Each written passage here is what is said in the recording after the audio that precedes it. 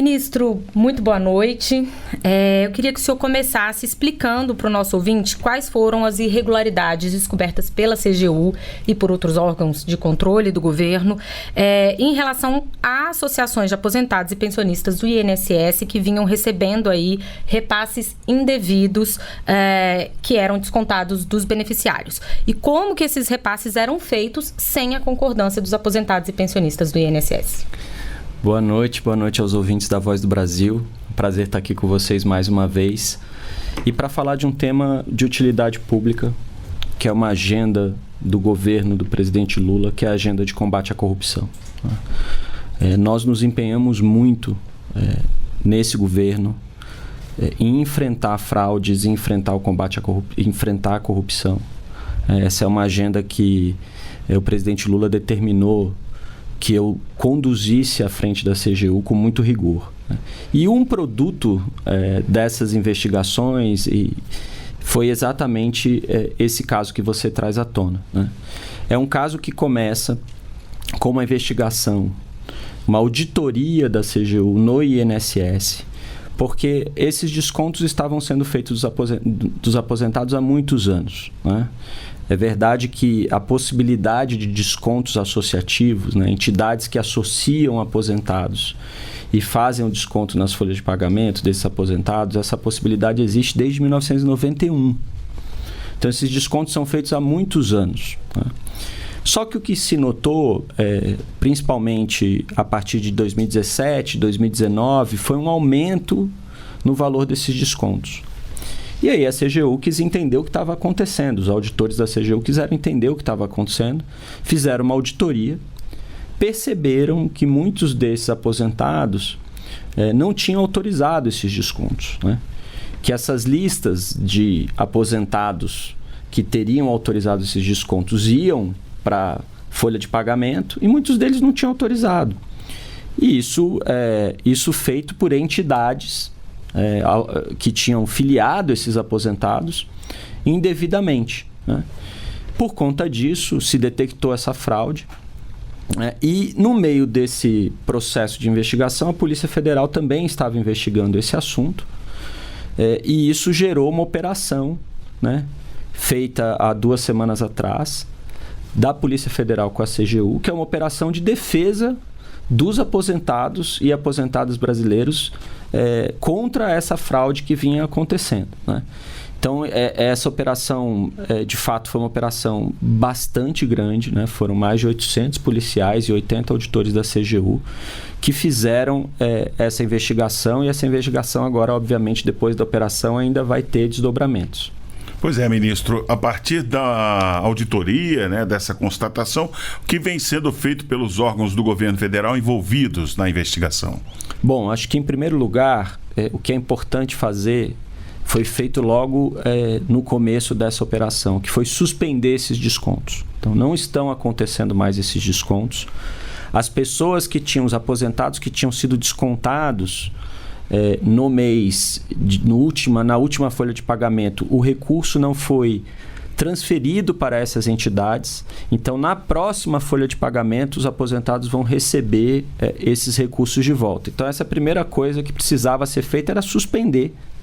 Agora, evidentemente, precisa fazer uma avaliação sobre como lidar com esse tema, se o INSS tem condições ou não de seguir com esses descontos e como seria a fiscalização, ou se é o caso de esses descontos não acontecerem mais e ser uma relação entre a entidade e os seus associados diretamente, que tem que resolver essa questão via boleto, via Pix, qualquer coisa assim. Isso era a primeira coisa. A segunda coisa, evidentemente, era responsabilizar e punir os culpados. Nós abrimos processo de responsabilização, o governo abriu processo de responsabilização contra essas entidades pela lei anticorrupção. Procedimentos administrativos vão ser... processos administrativos disciplinares estão sendo abertos contra os servidores públicos que tenham atuado eventualmente nessa fraude. E também, obviamente, a responsabilização de todos daquelas pessoas que participavam da direção dessas entidades ou que atuavam dentro desse esquema. Tem gente aí nessa história que provavelmente atuou operando com essas entidades, montando um esquema para tirar dinheiro dos idosos e das idosas brasileiras. Acho que isso é importante ficar claro, né? Não era um recurso público que estava sendo desviado. Era o salário, né, uma parte do salário, um desconto que estava sendo feito no salário desses aposentados, que estava indo para essas entidades sem autorização dessas entidades, sem autorização desses aposentados. Então isso é muito grave, porque são pessoas que trabalharam a vida inteira, que têm direito à sua aposentadoria e que merecem essa proteção do Estado. Por isso que eu acho que é muito importante frisar que nós fizemos essa operação para defender os aposentados e aposentadas brasileiras contra uma fraude que acontecia, como eu disse, há muitos anos. É importante dizer que essas entidades fraudadoras, praticamente todas elas, fizeram acordos de cooperação com o INSS para começar esses descontos antes de 2023. Uma só que não. Né? Então, elas fizeram, e muitas delas em 2021 e 2022. Né? Então, foi uma espécie de ovo da serpente que foi chocado ali em 2021 e 2022, e antes algumas também, e que gerou esse problema todo que nós identificamos e apuramos e coibimos com muita firmeza. A gente já sabe, ministro, quantos beneficiários do INSS foram lesados, e o senhor falou que esse tipo de associação começou a ser permitida, né, vamos dizer assim, começou a ocorrer em 91, mas que nos últimos anos aqui isso se intensificou, gerando esse aspecto de fraude, né? Então, assim, queria que o senhor explicasse um pouco melhor esse crescimento que ocorreu e quantos beneficiários podem ter sido lesados. Olha, hoje nós temos por volta, isso é uma estimativa, tá, de 7 milhões de aposentados que são alvos de desconto. Evidentemente, uma parte deles autorizou esses descontos. Existem entidades que prestam serviços, que dão apoio jurídico, que prestam auxílio funerário, que fazem uma série de atividades que o aposentado vê um valor naquilo, né, e resolve fazer esse desconto, se associar à entidade e autorizar esse desconto. Então, nós precisamos... até destacar isso, né, ministro? Nem toda associação é uma associação fraudulenta, né? Nós precisamos identificar quantos aposentados desse total, mais ou menos, que eu falei para vocês, foram de fato lesados. Esse é o trabalho que está sendo feito. E também pelo fato de que, como eu disse, foi estruturado um esquema que criou essas entidades, pelo menos é isso que está aparecendo das investigações, nesse período entre 2019 e 2022, né, em que essas entidades floresceram, fizeram acordos orquestradas por algumas pessoas que nem pareciam como, digamos, chefes dessas entidades, mas que operavam essas entidades para angariar, e na verdade, angariar é um nome até um pouco leve para essa história, né? Roubar esses recursos dos aposentados.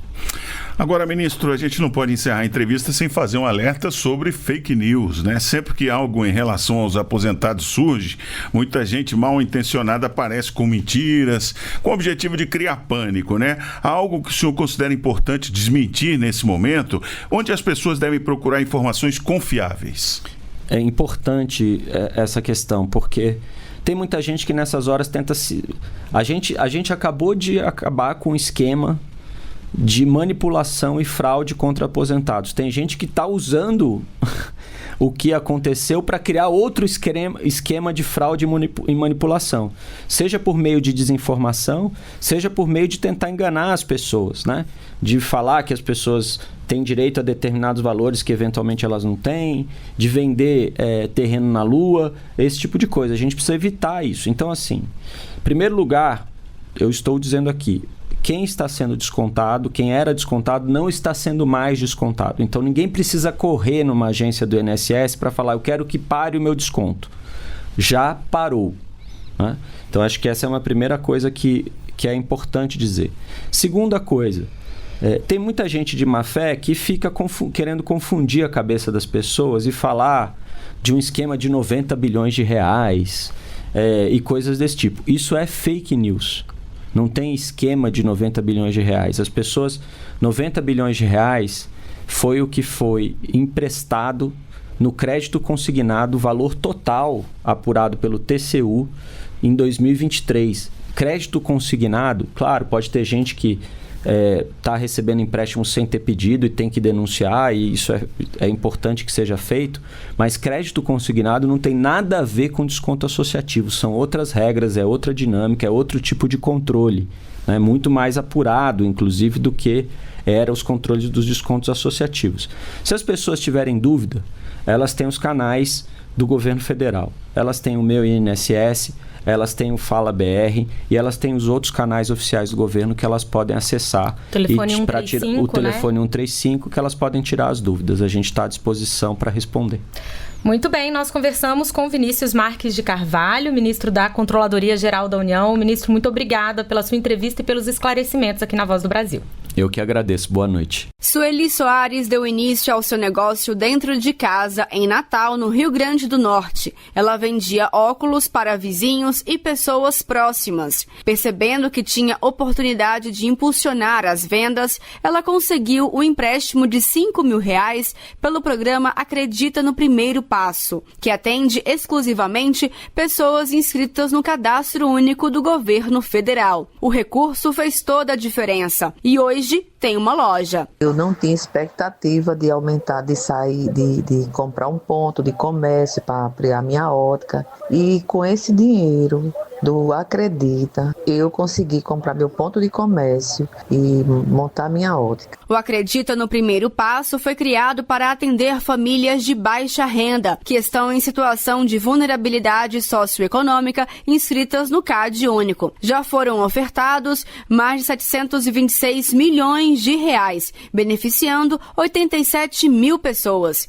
Nesta semana, o programa foi regulamentado e durante o programa Bom Dia Ministro, produzido pela empresa Brasil de Comunicação, Wellington Dias, do Desenvolvimento e Assistência Social, Família e Combate à Fome, destacou que a iniciativa quer ajudar o pequeno empreendedor. A ideia é pegar na mão, tirar ali daquela situação abaixo do limite da pobreza, levar para a condição de superação da pobreza e para a classe média. Ao todo, já foram ofertados mais de 3 bilhões de reais em cerca de 200 mil operações, nas modalidades Primeiro Passo e pelo Procred 360, que atende microempreendedores e microempresas com faturamento anual até R$360 mil.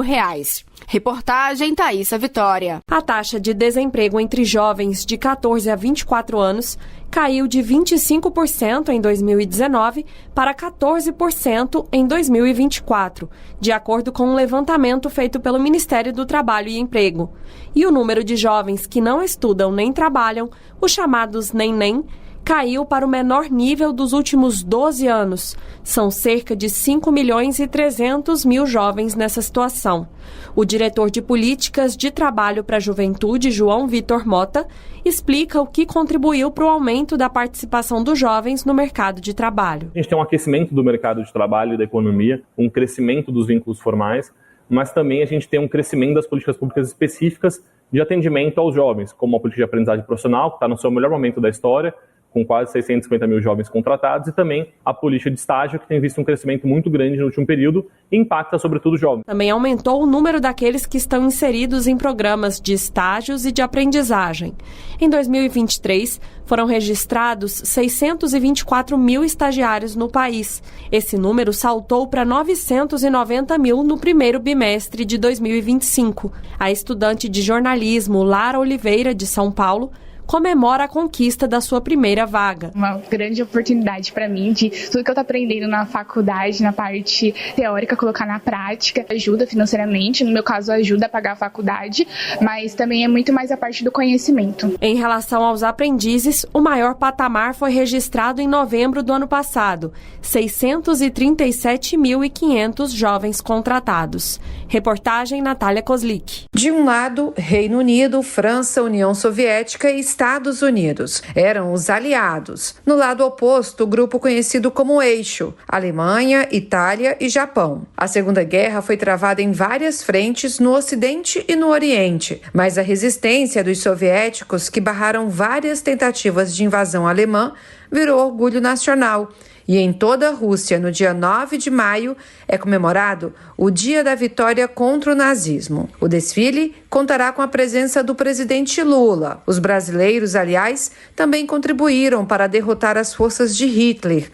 A decisão de entrar em campo na Segunda Guerra veio após países do eixo torpedearem navios brasileiros no Atlântico. Pouco mais de 25 mil militares da Força Expedicionária Brasileira partiram em 1944 para a Itália. Flaviano Isolan, professor da Universidade do Estado do Rio de Janeiro, destaca que o Brasil foi o único país da América Latina a enviar tropas para a Europa na Segunda Guerra Mundial. A Marinha mobilizou na época cerca de 7 mil militares que fizeram o trabalho, por exemplo, de escoltar navios de guerra e mercantes no Atlântico que estavam sob ameaça. Em relação à própria FEB, ela foi assim a única unidade militar que lutou na Europa, a única unidade militar do continente latino-americano que de fato enviou tropas para a Europa. A conquista que uniu Brasil e União Soviética no passado somaram-se uma série de passos diplomáticos que levaram à construção de uma relação sólida com a atual Rússia. A corrente de comércio entre os dois gigantes continentais em 2024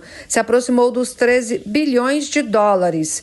A Rússia é o principal fornecedor de fertilizantes ao Brasil, insumo essencial para o agronegócio. Também é um fornecedor fundamental de combustíveis à base de petróleo.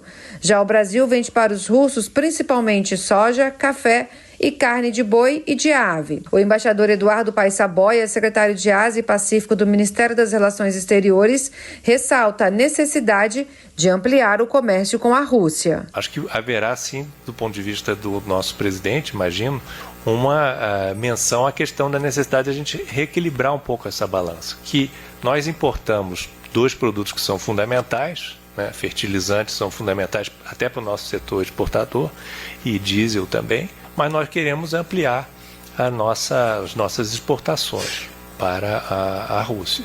Além de acompanhar o desfile comemorativo do 9 de maio, o presidente Lula terá um encontro reservado com o presidente russo Vladimir Putin. O presidente Lula fica na Rússia até 10 de maio. De Moscou, na Rússia, Luana Karen. Agência BNDES de Notícias. O BNDES, Banco Nacional de Desenvolvimento Econômico e Social, ultrapassou a marca de 650 milhões de reais em recursos aprovados para projetos de restauração ecológica desde 2023. O apoio financeiro está acontecendo por meio de 3 iniciativas: o Floresta Viva, com recursos do Fundo Socioambiental do BNDES, e o Restaura Amazônia e o Florestas do Bem-Estar, com recursos do Fundo Amazônia, em parceria com o Ministério do Meio Ambiente e Mudança do Clima. Na iniciativa Floresta Viva, o banco aprovou 231 milhões de reais em 8 editais que envolvem a restauração de quase 15 mil hectares em ecossistemas como manguezal, cerrado, Pantanal, Mata Atlântica e Caatinga. Com o Florestas do Bem-Estar, o edital, no valor de 23 milhões de reais, vai selecionar até 10 projetos para restauração com espécies nativas em uma área de 1.500 hectares, em toda a Amazônia Legal. Pelo Restaura Amazônia, o BNDES e o Ministério do Meio Ambiente lançaram 9 editais desde dezembro de 2024, em valores que somam 400 milhões de reais para projetos de restauração ecológica com geração de emprego e renda. Segundo o superintendente da área de meio ambiente do banco, Nabil Kadri, essa marca de mais de 650 milhões de reais indica que o BNDES tem avançado no caminho para se tornar um banco cada vez mais verde e compromissado com a preservação ambiental. Para o BNDES, hoje só faz sentido pensar em desenvolvimento se ele for sustentável. Por isso, o foco do banco é integrar as agendas econômica, social, ambiental e climática, para que o país possa realizar a transição justa para uma economia neutra em carbono e alcançar prosperidade econômica. Mas o cenário é desafiador.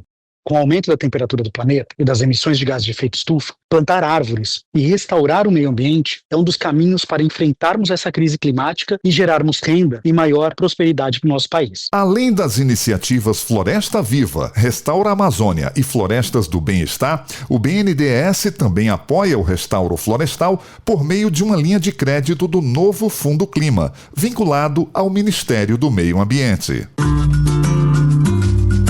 Para mais informações, acesse agenciadenotícias.bnds.gov.br. Olá, eu sou Rodrigo Gantois e você está ouvindo o Boletim MEC. O Ministério da Educação começou a pagar nesta quarta-feira, dia 7 de maio, a primeira parcela do PED Meia Licenciaturas. Ao todo, serão investidos pouco mais de 7 milhões de reais, com pagamento a 4.050 bolsistas que estão cursando regularmente o primeiro semestre de licenciaturas presenciais. O programa faz parte do Mais Professores para o Brasil e tem o papel de estimular o ingresso na carreira docente, concedendo um incentivo financeiro aos futuros professores durante a graduação, como destacou o ministro da Educação, Camilo Santana. Bons alunos que tiveram boas notas no Enem, que têm perfil para serem professores, eles possam acessar. Ele vai receber uma bolsa de R$1.050 por mês, sendo R$700 ele pode sacar todo mês e R$350 vai ficar numa poupança. O pagamento será feito por meio da CAPES, a Coordenação de Aperfeiçoamento de Pessoal de Nível Superior, até o 5º dia útil. Os estudantes receberão o recurso pelo Banco do Brasil.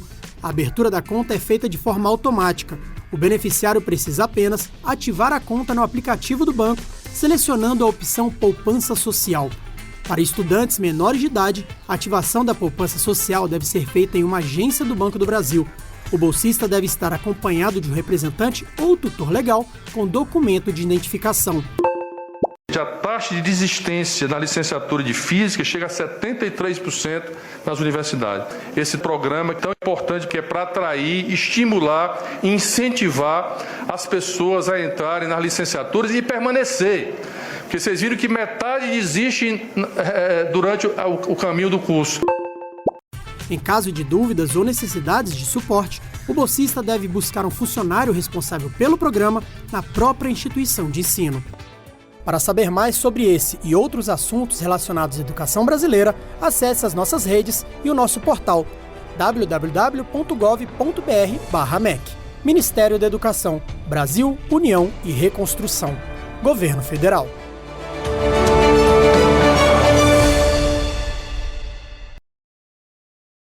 Mais 200 afegãos vão ser beneficiados pelo Programa de Acolhida Humanitária por Patrocínio Comunitário, do Ministério da Justiça e Segurança Pública. A ação será realizada em parceria com a Associação Civil Mais, que vai receber o grupo no Paraná. Os afegãos vão ser conduzidos a uma base com 15 casas, salas de aula e consultório médico e odontológico. Com essa nova parceria, o Brasil passa a ter capacidade para acolher mais de 900 pessoas. Durante 6 meses, os acolhidos vão receber apoio completo: vacinação, atendimento de saúde, aulas de português, regularização documental e apoio à integração.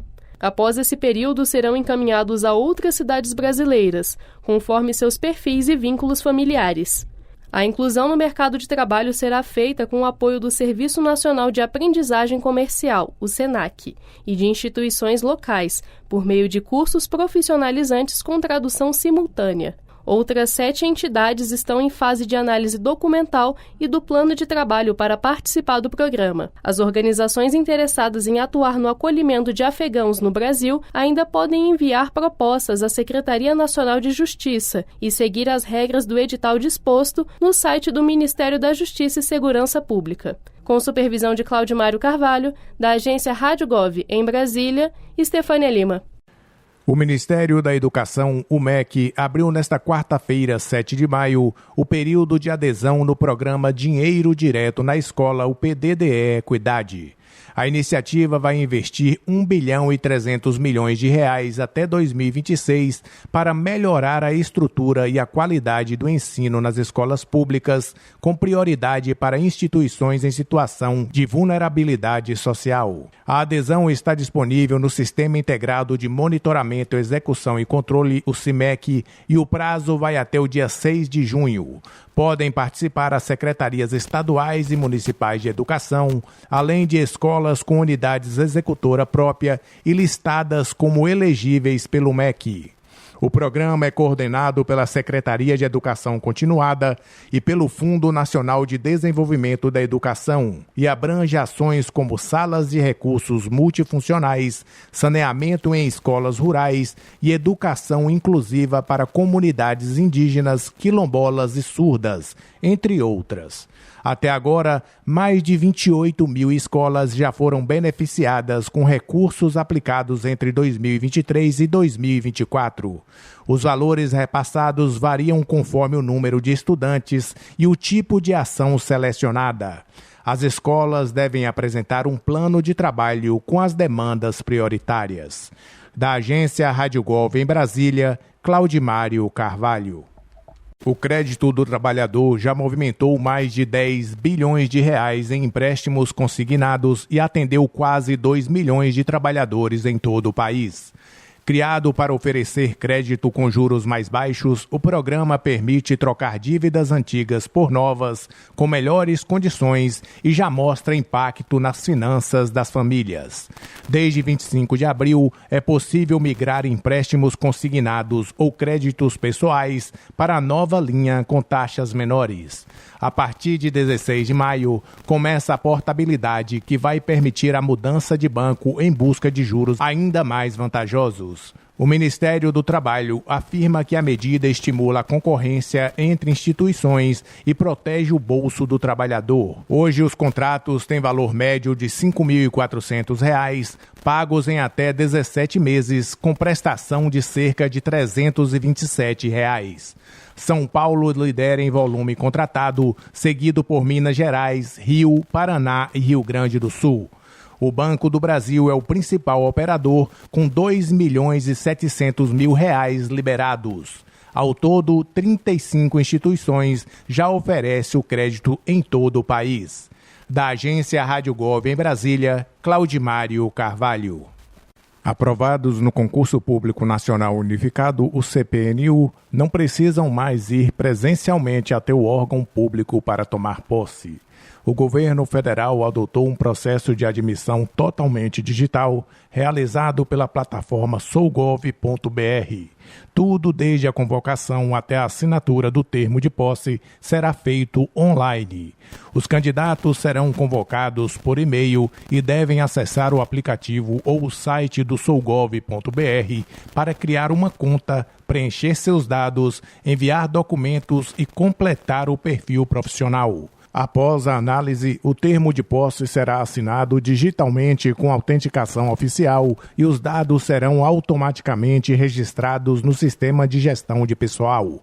O novo sistema é fruto de parceria entre o Serviço de Processamento de Dados do Governo Federal, o SERPRO, e o Ministério da Gestão e Inovação. A posse deve ocorrer em até 30 dias após a nomeação e o exercício em até 15 dias depois da assinatura. O governo alerta para que os candidatos fiquem atentos a golpes e utilizem exclusivamente os canais oficiais. Da agência Rádio Gov em Brasília, Claudimário Carvalho. Agência BNDES de Notícias.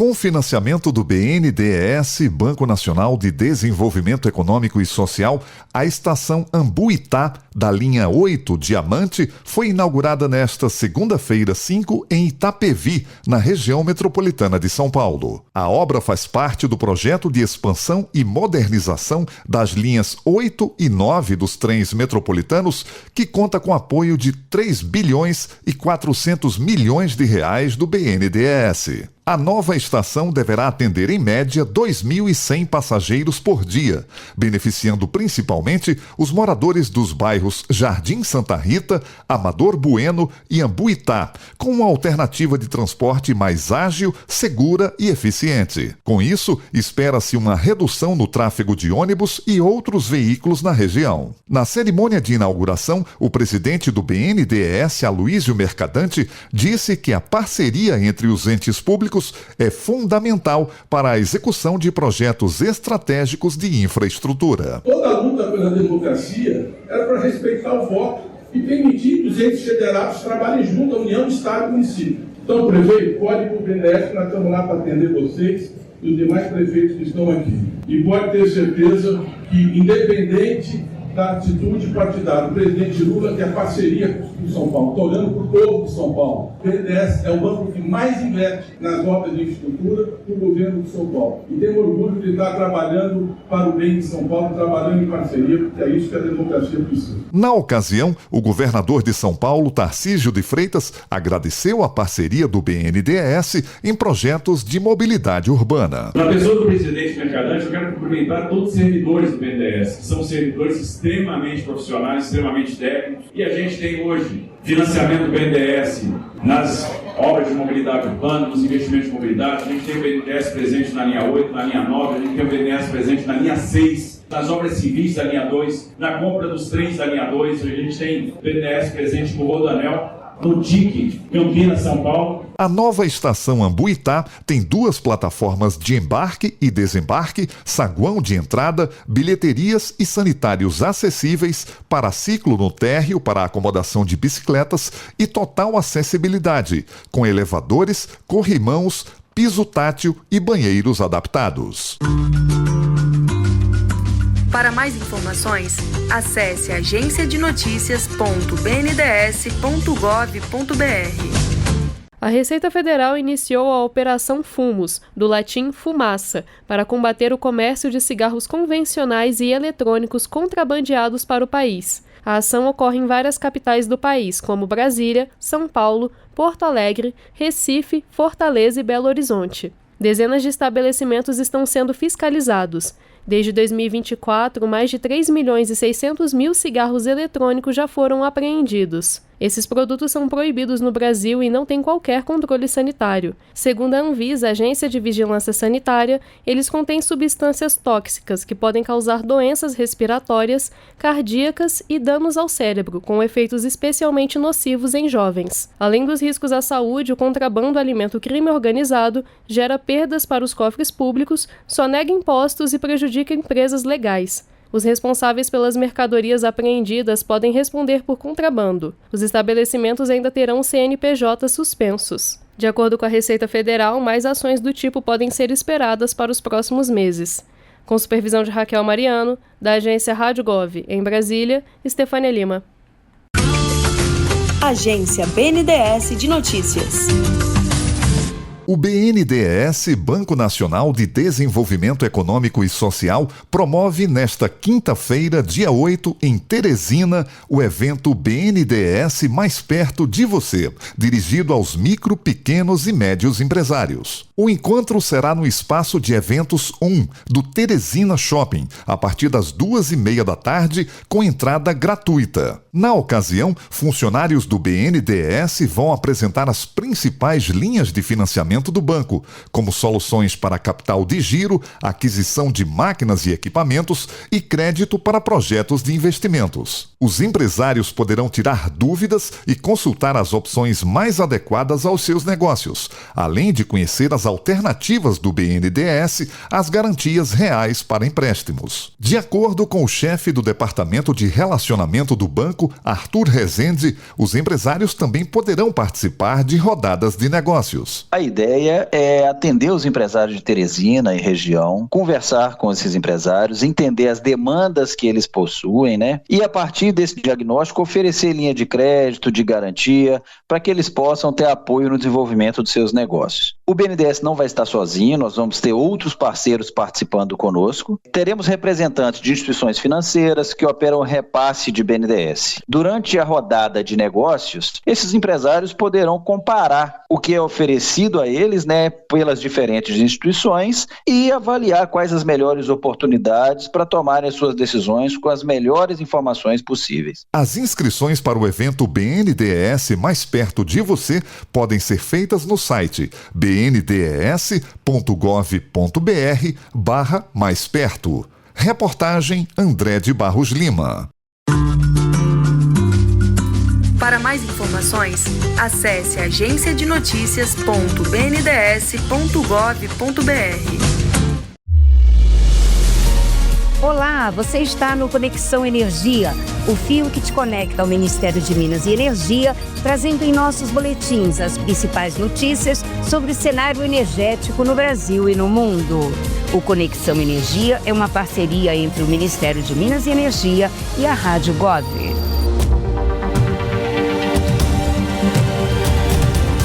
A produção de petróleo e gás natural no pré-sal brasileiro registrou recorde em março deste ano.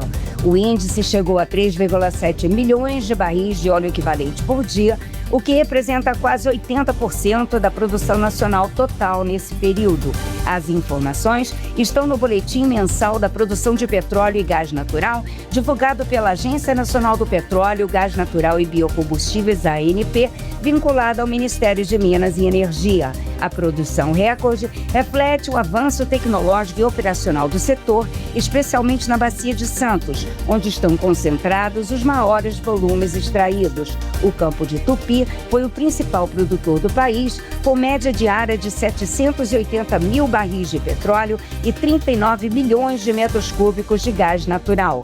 O aproveitamento do gás natural também se destacou, atingindo 96% de todo o volume produzido, com quase 47 milhões de metros cúbicos por dia disponibilizados ao mercado. A Petrobras segue como principal operadora do setor, responsável por 90,2% da produção nacional, considerando os campos em que atua sozinha ou em consórcio.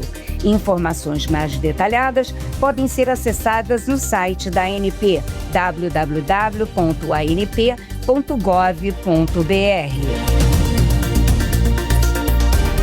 O Ministério de Minas e Energia participou nesta terça-feira de audiência no Superior Tribunal de Justiça voltada às ações judiciais relacionadas à Política Nacional de Biocombustíveis, o RenovaBio. Responsável pela gestão do programa, o Ministério quer garantir a segurança jurídica, a concorrência leal entre as distribuidoras e a continuidade da execução do programa como instrumento central da Política Nacional de Descarbonização do setor de transportes. As ações em tramitação no Poder Judiciário tratam principalmente do cumprimento das metas individuais pelas distribuidoras de combustíveis e da aplicação de sanções administrativas em caso de descumprimento. Durante a reunião, juntamente com a Advocacia Geral da União, o MME deixou evidente que o RenovaBio é resultado de uma ampla articulação entre o governo, a sociedade civil e o setor produtivo e que a previsibilidade regulatória é essencial para garantir a sinalização adequada de longo prazo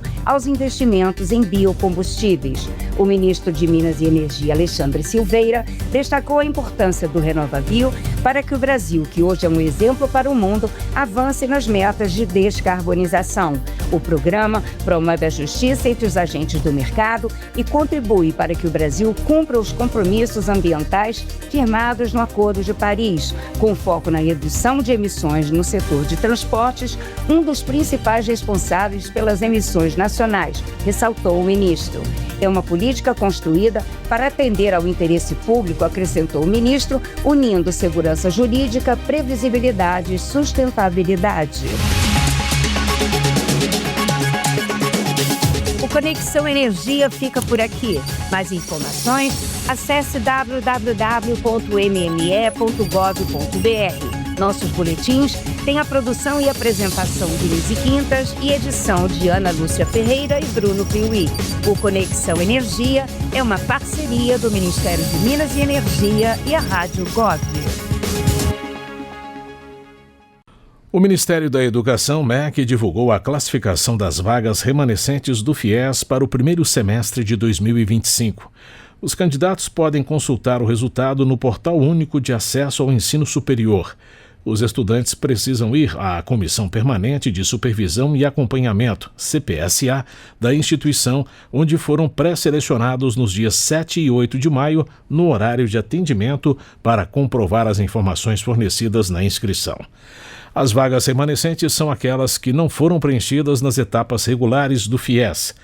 Elas são para estudantes que conseguem cumprir a frequência mínima exigida para concluir o primeiro semestre de 2025 no curso, turno e local escolhido. O edital informa que 50% das vagas são reservadas para candidatos com renda familiar de até meio salário mínimo inscritos no CadÚnico, conforme as regras do FIES Social. Também haverá vagas reservadas para candidatos autodeclarados pretos, pardos, indígenas, quilombolas e pessoas com deficiência, de acordo com a proporção da população de cada estado. Os selecionados pelo FIES Social podem financiar até 100% dos custos educacionais. Eles vão ser identificados automaticamente pelo FIES Seleção a partir dos dados do CadÚnico. Neste ano, o MEC oferece mais de 112 mil vagas para o FIES, sendo 67.301 para o primeiro semestre. As vagas restantes vão ser disponibilizadas no segundo semestre de 2025, incluindo aquelas não preenchidas nas vagas remanescentes. Da Agência Rádio Gov em Brasília, José Carlos Andrade. O Ministério da Educação, MEC, divulgou a classificação das vagas remanescentes do FIES para o primeiro semestre de 2025. Os candidatos podem consultar o resultado no Portal Único de Acesso ao Ensino Superior. Os estudantes precisam ir à Comissão Permanente de Supervisão e Acompanhamento, CPSA, da instituição, onde foram pré-selecionados nos dias 7 e 8 de maio, no horário de atendimento, para comprovar as informações fornecidas na inscrição. As vagas remanescentes são aquelas que não foram preenchidas nas etapas regulares do FIES. Elas são para estudantes que conseguem cumprir a frequência mínima exigida para concluir o primeiro semestre de 2025 no curso, turno e local escolhido. O edital informa que 50% das vagas são reservadas para candidatos com renda familiar de até meio salário mínimo inscritos no CadÚnico, conforme as regras do FIES Social. Também haverá vagas reservadas para candidatos autodeclarados pretos, pardos, indígenas, quilombolas e pessoas com deficiência, de acordo com a proporção da população de cada estado. Os selecionados pelo FIES Social podem financiar até 100% dos custos educacionais. Eles vão ser identificados automaticamente pelo FIES Seleção a partir dos dados do CadÚnico. Neste ano, o MEC oferece mais de 112 mil vagas para o FIES, sendo 67.301 para o primeiro semestre. As vagas restantes vão ser disponibilizadas no segundo semestre de 2025, incluindo aquelas não preenchidas nas vagas remanescentes. Da Agência Rádio Gov em Brasília, José Carlos Andrade. O Sistema Único de Saúde, o SUS, passou a oferecer gratuitamente a cirurgia reconstrutiva de lábio leporino e fenda palatina. A medida está prevista na Lei 15.133, sancionada pelo presidente Luiz Inácio Lula da Silva e publicada no Diário Oficial da União.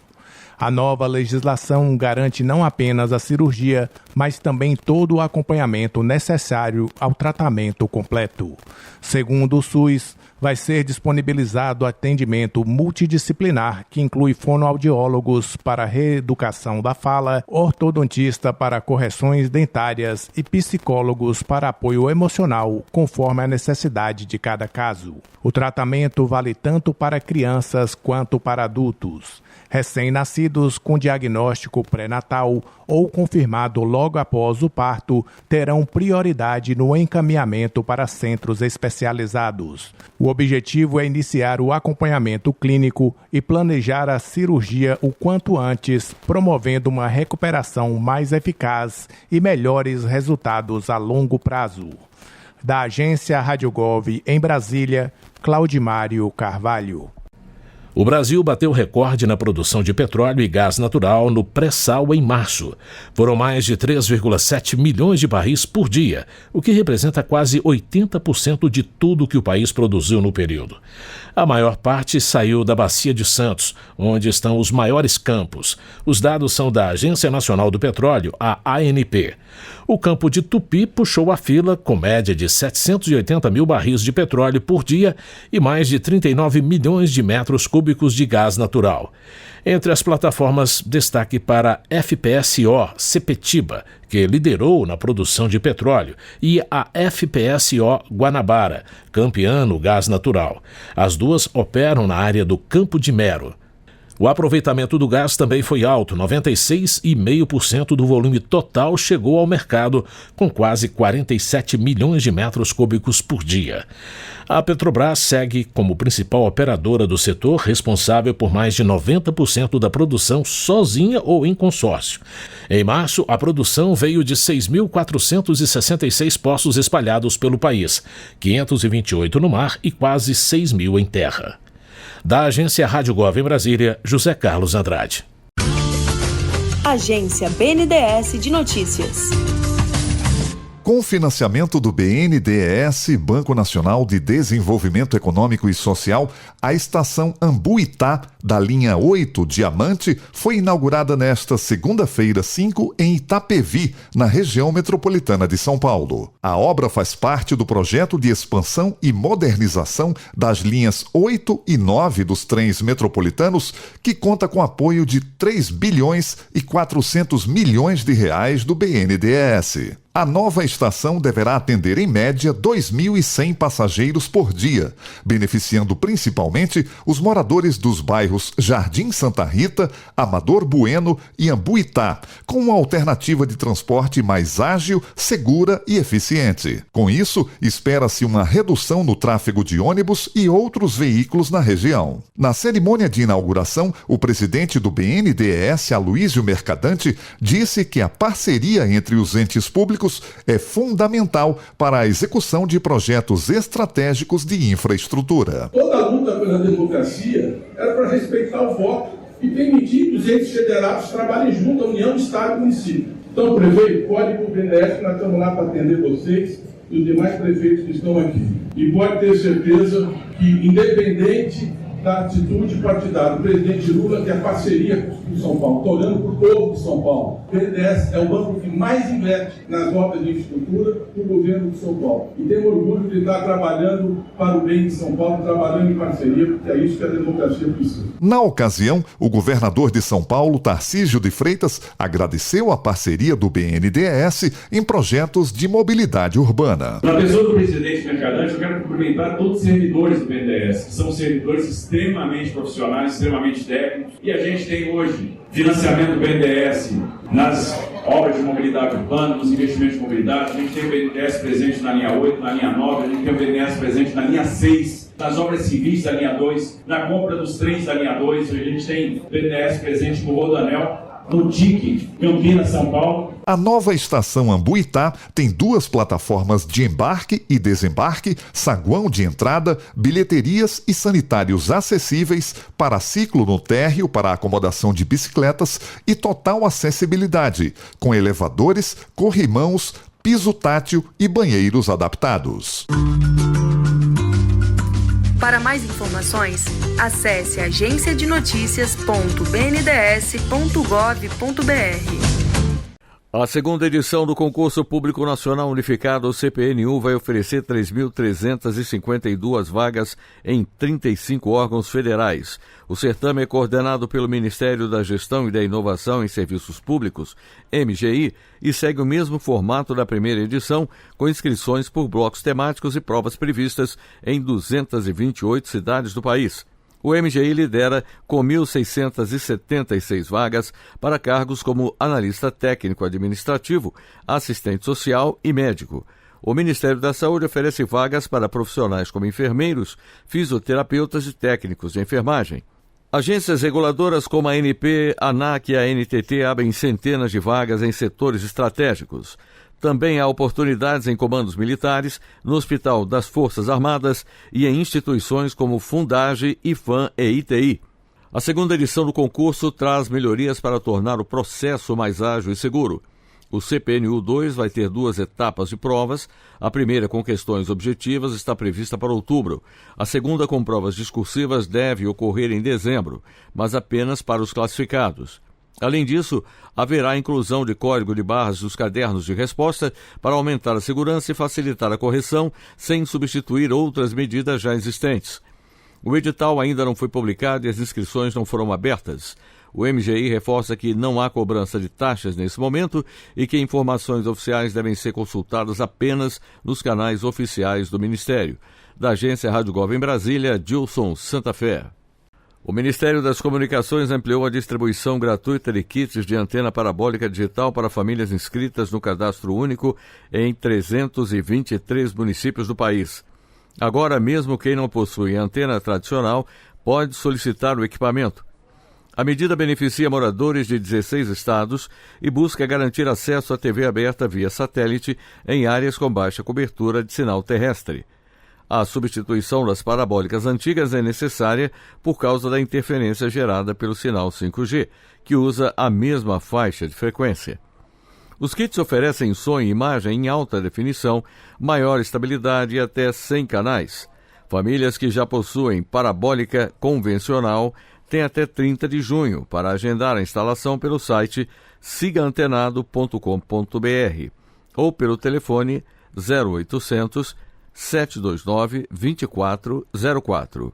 Repetindo, sigaantenado.com.br ou 0800 729 2404. De acordo com o Ministério, vão ser divulgados em breve os prazos e os procedimentos para que beneficiários que ainda não possuem parabólica e que moram nesses 323 municípios contemplados pela nova portaria possam solicitar o equipamento. Da agência Rádio Gov em Brasília, Dilson Santa Fé. Das 4.910 redes que pactuaram matrículas no programa Escola em Tempo Integral, 2.461 finalizaram até 30 de abril a declaração de dados para o ciclo 2024-2025. O número representa 50,1% do total e equivale a 224.011 matrículas declaradas, segundo o Ministério da Educação, MEC. O prazo para que estados e municípios concluam a etapa vai até sexta-feira, 9 de maio. A declaração deve ser feita no Sistema Integrado de Monitoramento, Execução e Controle, CIMEC, no módulo ETI 2024-2025. Essa etapa é obrigatória para que os entes recebam recursos da assistência financeira do programa. Entre os estados, apenas Rio Grande do Norte, Tocantins, Pernambuco, Piauí e Santa Catarina finalizaram a declaração. No total, as redes estaduais declararam apenas 8,5% das matrículas pactuadas. As regiões Sudeste e Centro-Oeste ainda não registraram nenhum dado. Entre as redes municipais, mais de 50,3% finalizaram a declaração. Municípios com até 20 mil habitantes lideram a adesão, com quase 53% de matrículas declaradas. Segundo o MEC, no primeiro ciclo do programa entre 2023 e 2024, foram registradas mais de 965 mil matrículas em tempo integral. Até 2026, o objetivo do governo federal é apoiar a criação de 3.200.000 novas matrículas em todas as etapas e modalidades. Da agência Rádio Gov em Brasília, Dilson Santa Fé. O Brasil bateu recorde na produção de petróleo e gás natural no pré-sal em março. Foram mais de 3,7 milhões de barris por dia, o que representa quase 80% de tudo que o país produziu no período.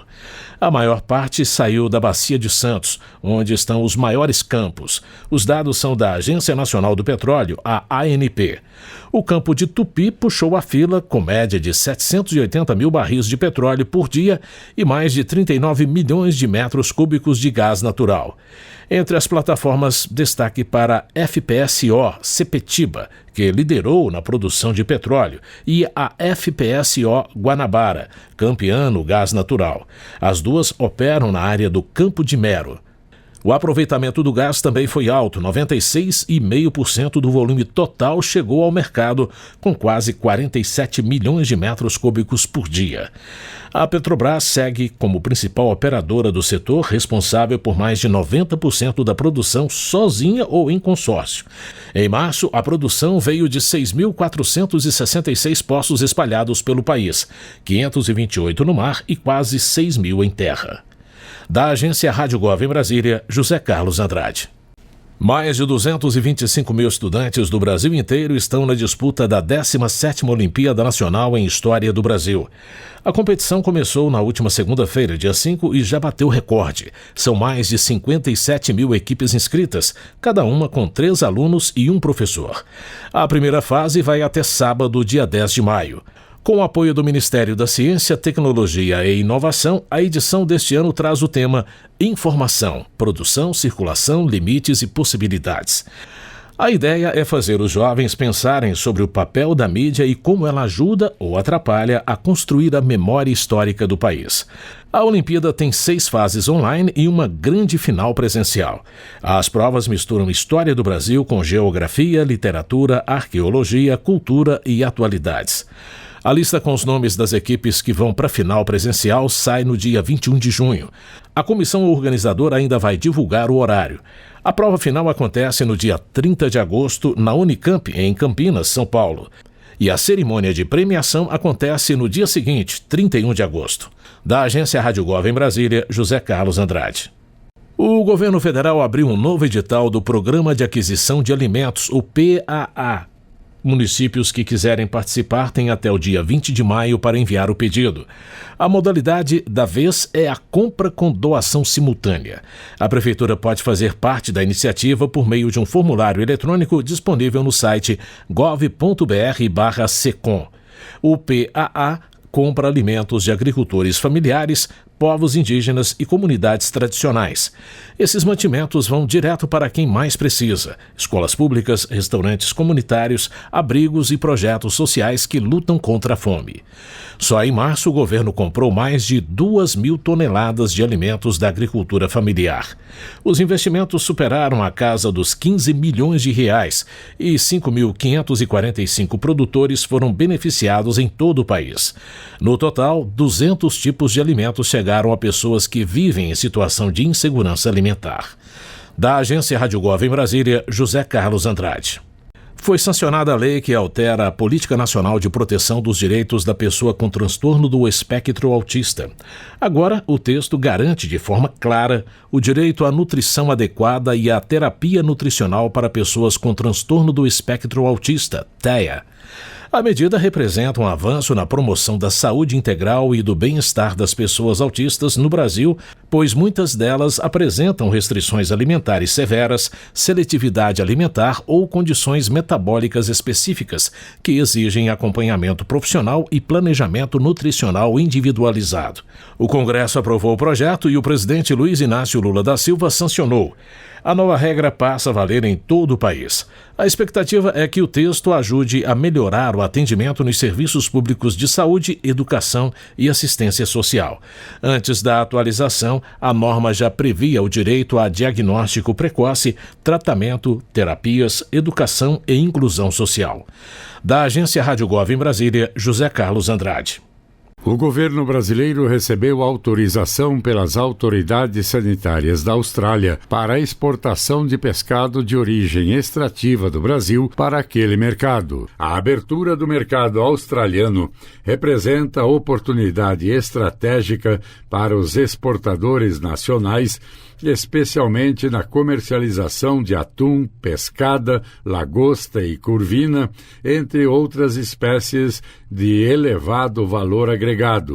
Em 2024, o Brasil exportou mais de 400 milhões de dólares em pescados. Com a autorização, o agronegócio brasileiro alcança a 57ª abertura de mercado em 2025, totalizando 357 novas oportunidades de negócio desde o início de 2023.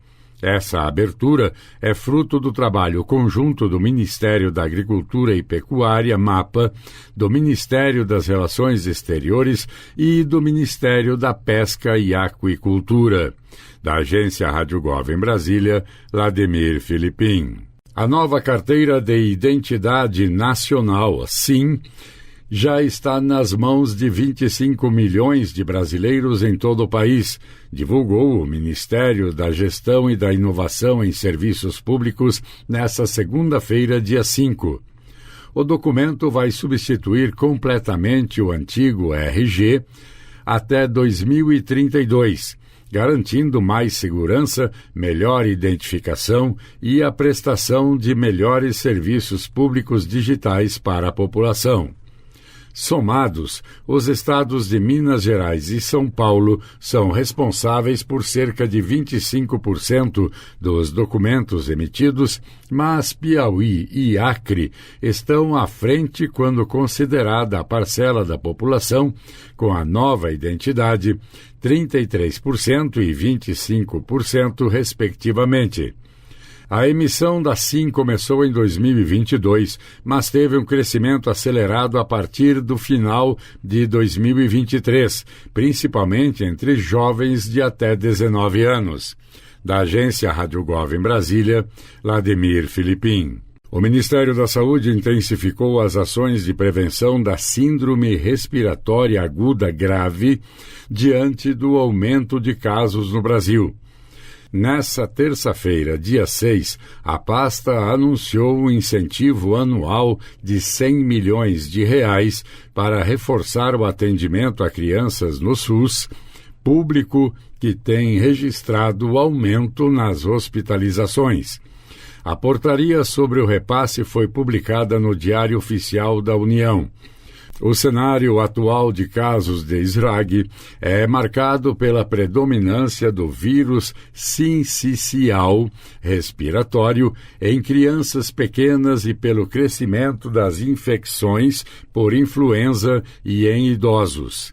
Segundo o boletim Infogripe da Fiocruz, em 2025 foram notificados 45.228 casos de SRAG, sendo 42,9% com resultado laboratorial positivo para algum vírus respiratório. Como parte da resposta, o Ministério da Saúde promoverá o Dia D de vacinação contra a gripe em todo o país, marcado para 10 de maio. Da agência Rádio Gov em Brasília, Vladimir Filipim.